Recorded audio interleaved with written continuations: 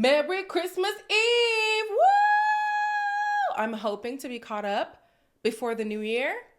But honestly, I gotta stop making promises because I be telling y'all I'm gonna do something and then life hits me and then I don't do it and then I feel guilty. So just be along for the ride, okay? Hello, everybody. Welcome back to my channel. My name is Queenie for those who don't know me, and we're gonna be reviewing 90 Day Fiance Before the 90 Days, Season 8, Episode 1. Before I get into it, please make sure to like this video, subscribe and hit the bell, and leave a comment down below. I feel like I'm the target audience for this show. If you know, you know. So, let's get back to the 90-day bag. We're going to start with Scheana and Forrest. Forrest is 32. Scheana, I'm not quite sure how old she is. I don't think they said it yet. If they do later on, I'll obviously say how old she is. She lives in the Philippines. He lives in Oregon. And because she is so far, they have this dynamic where she watches him all day long.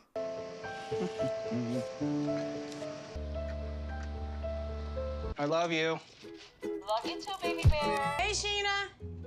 Where is she? At work. To me, it actually comforts me. What if I fall over and nobody can see? There she is, right there. Now, at first I was like, why the hell are they posing this lady as if she's some kind of serial killer? But this is fully consensual, okay? Forrest has set up his home as a smart home, so everything is censored. There's some kind of technology going on with, his house, right? So he doesn't mind the surveillance. He put that up himself, and then he gave his girlfriend access. He and Scheana have been communicating for about 7 years, from my understanding.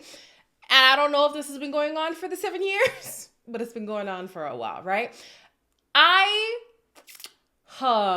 Immediately I want to judge. I do, right? But then again, I'm like, I live alone, and sometimes when something does happen to me, I'm like, oh my gosh, I could have died just now and nobody would know. Obviously, people would know. My brother, at the very least, would call me and then realize I'm not picking up his calls, right? But I do have that worry sometimes, like, should I get a life alert? Like, what if something happens to me and nobody finds out for a long time and my body's just here decaying, So I get the fear, I do. And then he says that he lives his life as if he's on Filipino time, or the time in the Philippines. Sorry, let me say it that way. He's in the same time zone as her in the Philippines. Again, I can't judge too much because that's what my husband does for me. Like, he sets his time to my time. He still lives his day normally though, but he sets his time to my time. So I don't know. Anyways, child, being a long distance, I'm just saying there's a few things that are a little bit out of whack that I can't judge too much. That stops though when the mom comes into the picture. So he and his mom are very close, right? It is to be noted that he is autistic and he does have ADHD. So they do have a bond, a strong bond, mainly because she is still, trying to look out for him a lot more than she would if maybe he wasn't autistic or didn't have ADHD. I'm not quite sure, but that's my assumption. They are so close that they go to adult stores together. And the reason for that is when he was younger, she found him rummaging through her stash of adult things.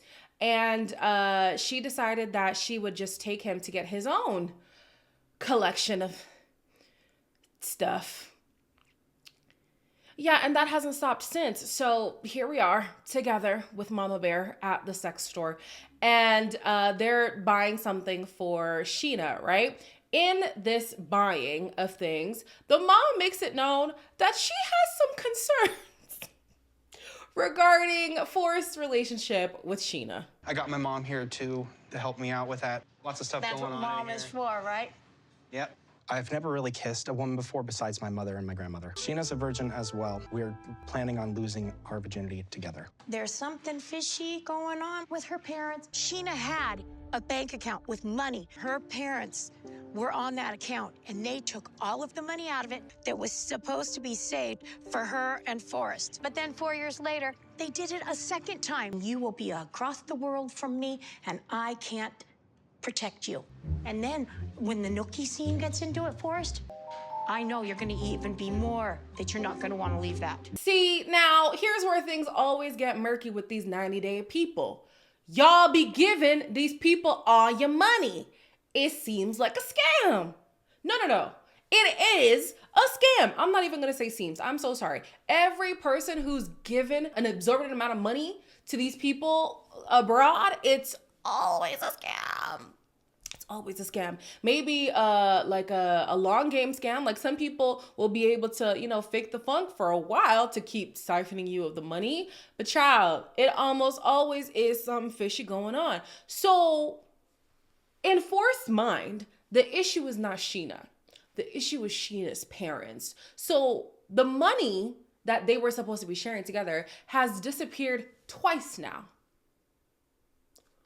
Twice. He literally calls her Cinderella. He's like, the parents manipulated her to take the money. And Forrest, come on now. It's not lost on me that his name is Forrest, by the way. So yeah, the mom is very skeptical. She does not trust Sheena whatsoever. I too don't trust Sheena. And for a second, I was like, is it because she's a helicopter mom? Like, is she overprotective because of his diagnosis? No. He's already done this before. He was talking to, and I don't want to laugh because I do understand that maybe he doesn't have the same like social awareness as some other people do, right? But then again, can I say that? Because we're on how many seasons of 90 Day? And how many people get caught up in the same exact way?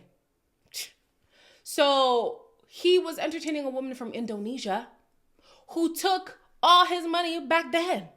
And so these two started talking online because of his diagnosis, the mom felt like he needed to socialize himself in some way, and the best way was to do that online. And so Sheena DM'd him online, and they've been talking ever since. But like, already Sheena's giving shady boots, whether it is her parents or not. I personally would dead it immediately. Next is Emma and Zead. They are both 27 years old. So Emma loves love. She loves it real bad, okay? She wants to be married. She wants a husband. Like, she wants love for herself so badly. She lives in LA with her sister. She's very close with her sister, but she and her sister are very different. Her sister is more of a realist while she's like a hopeless romantic. She lives in the fantasy land, right? So she ended up meeting this guy, Zead, who lives in Morocco. They've been talking online for about a year, and now she feels like it's time to go meet him in Morocco. And the sister is very skeptical for good reason. You haven't even met him, and I just feel like you're making a really big mistake. I don't have the best track record when it comes to boyfriends. He really just makes me feel like he truly loves me for me. I am not leaving until there is a ring on my finger and I am engaged. Zead is actually not my first Moroccan boyfriend. It's not going to be the same outcome. Like, I really feel like Zead loves me. I completely side with Izzy. I totally get why she is weary of Zead because her sister has already done this. Like, Emma feels like Zead loves her genuinely because he's just been all for her from the very beginning. The first time they spoke, he was already calling her wifey. She's also been down this road before with very similar circumstances. This guy was from Morocco. This guy was head over heels in love with her from the very beginning. He's also a Muslim. Not to say that being Muslim is adding to any of, you know, the skepticism. I'm just saying this is literally the exact same archetype that she's already been with, you know? So you would think she'd be a little more cautious, but she's not. Anytime that she brings up being engaged with Zead, he kind of gets cold feet. He doesn't want to divulge into that conversation too much, which is a concern because Emma believes she'll be returning from Morocco as an engaged woman.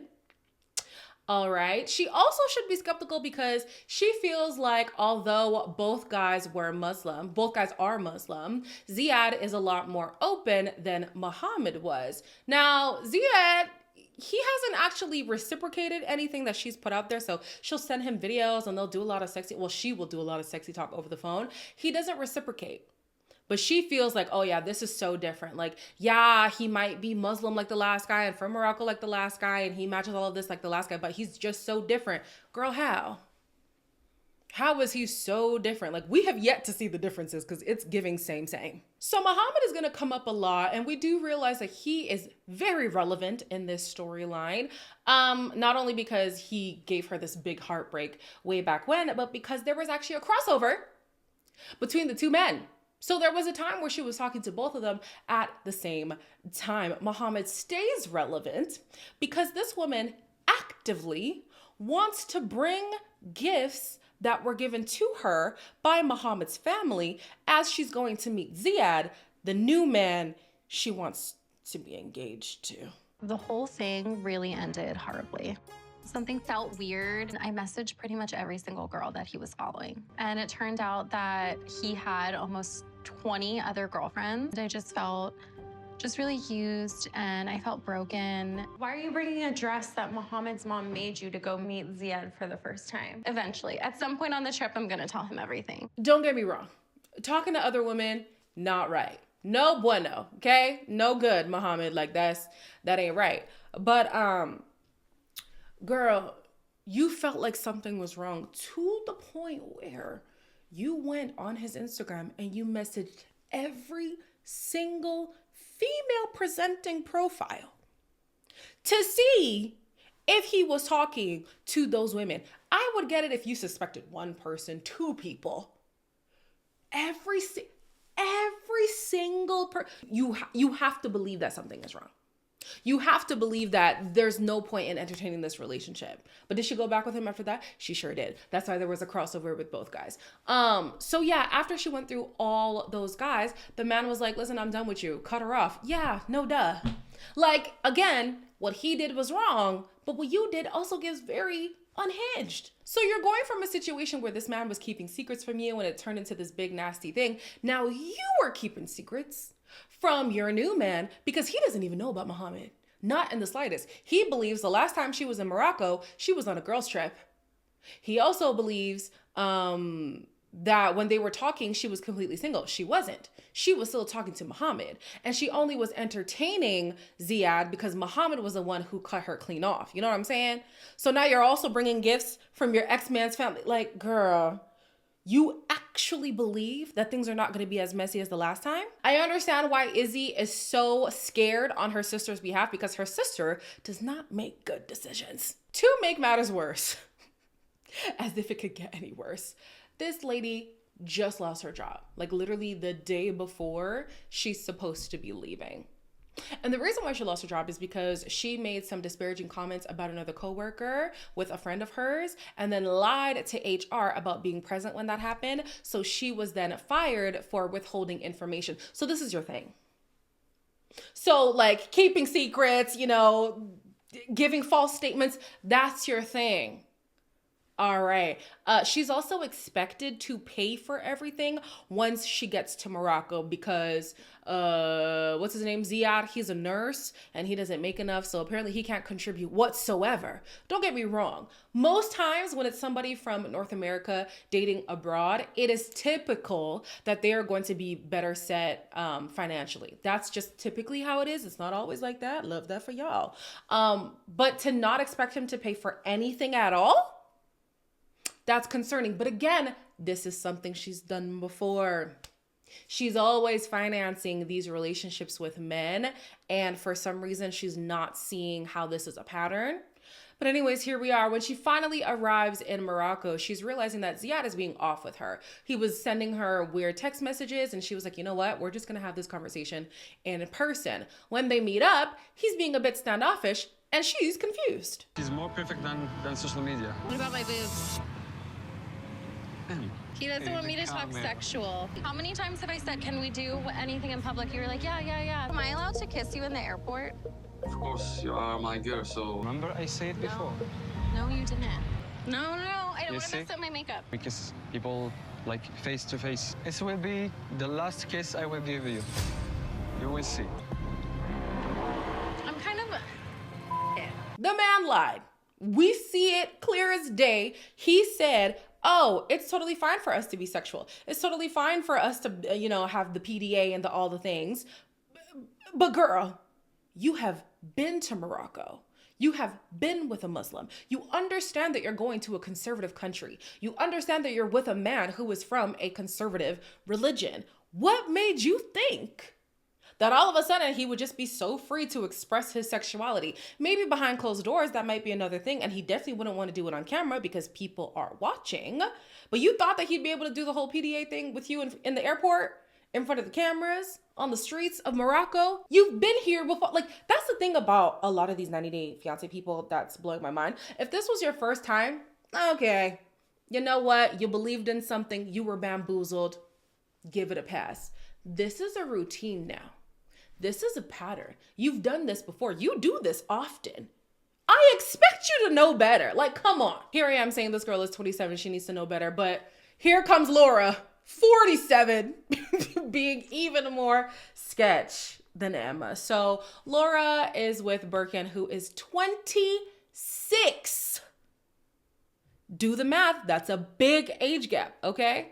So Laura tells us that she was married before. However, things didn't work out. She doesn't go into the details of why things didn't work out. We just know it didn't work out. So over the years, she has been dating, and she just feels like nobody understands her the way that Michael understands her. We haven't even heard of Birkin yet. So I'm thinking, oh, look at you finding your person. Like, you found your partner. You feel like he's your spec, whatever. That ain't her partner. Michael is her best friend. The best friend is in love with her. And he takes issue with Birkin being in the picture. I met a guy online a couple months ago. You harlot! Oh my God. I am dating someone. It's not Michael. My actual boyfriend's name is Birkin. He's 26. Oh, What? Straight off the pages of a romance novel.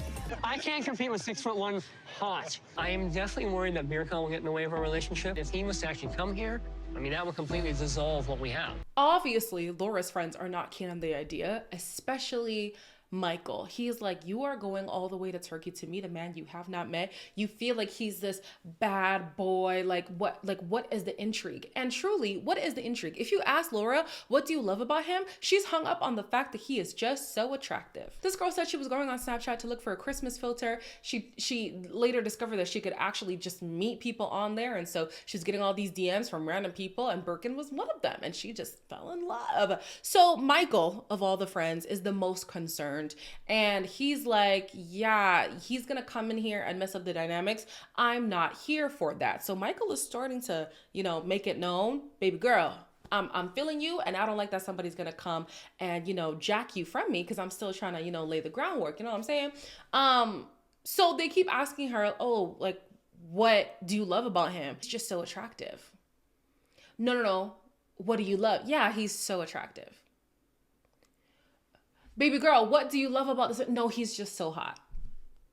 That's all that she could produce for us. I haven't heard anything else about them being compatible outside the fact that she loves a bad boy kind of image, which Birkin gives, and he's just so hot.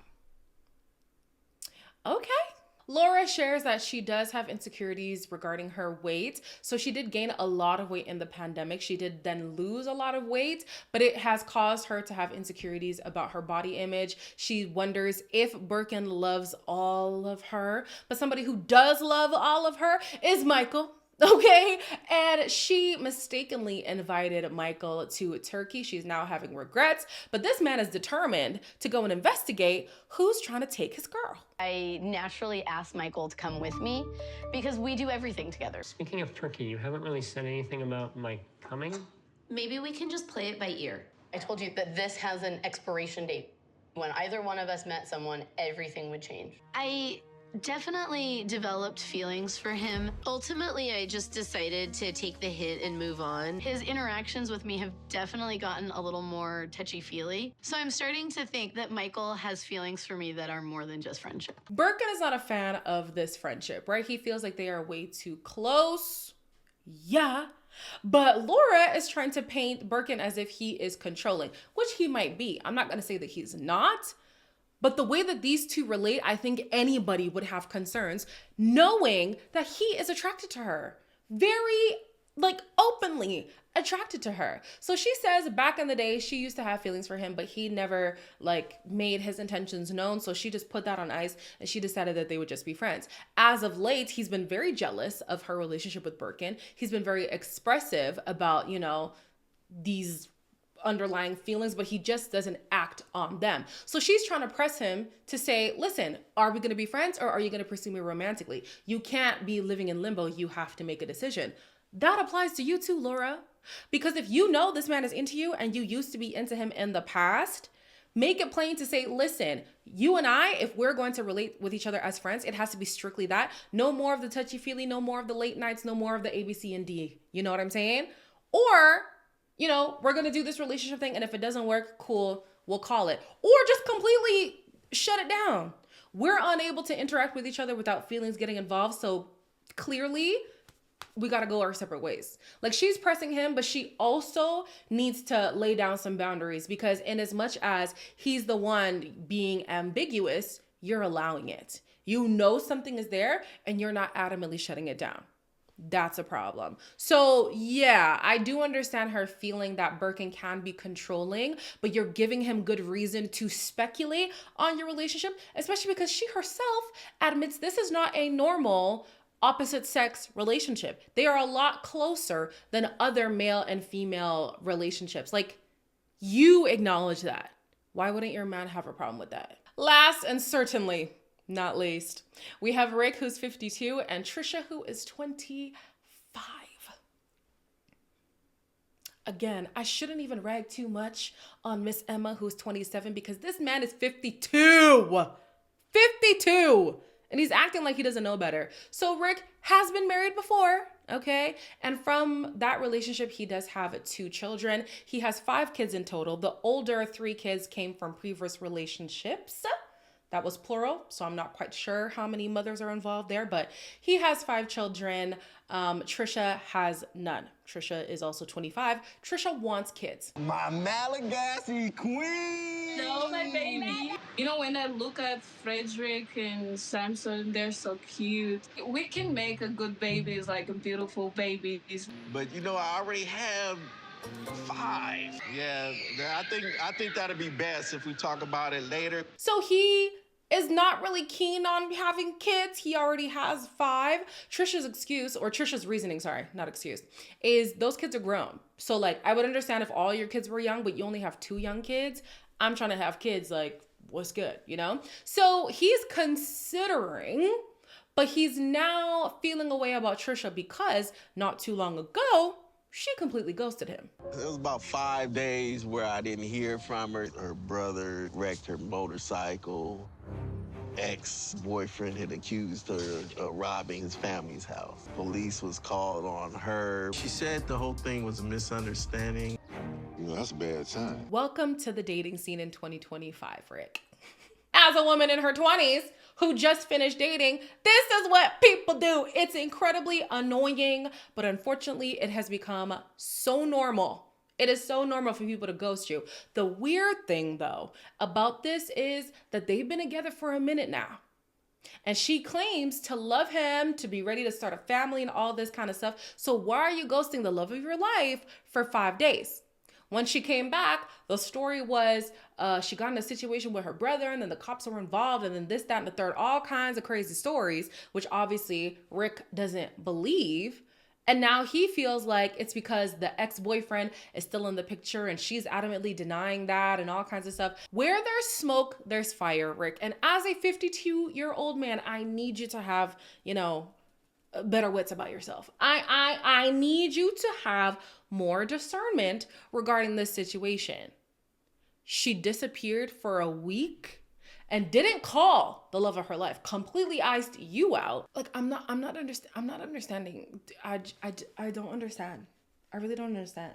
Like, you're a big man, Rick. You got 5 kids. You got 5 kids. You're a big man. You're getting duped by a 25-year-old? You believe this story? It doesn't sound like he does, but you're still entertaining their relationship, so you believe it to some extent. Child, we're gonna see what happens with all these couples, and there are more couples to come as the season goes on. But y'all let me know your thoughts on the first episode this season. I already know it's gonna be some chaos and calamity. I'm ready. As always, like, comment, share, and subscribe. Let me not say Happy New Year, because I will be back before the New Year. Let me say Merry Christmas and enjoy y'all holidays, whatever holiday you celebrate. And if you don't celebrate, Happy Thursday. All right. Or it's Wednesday. Ciao, goodbye.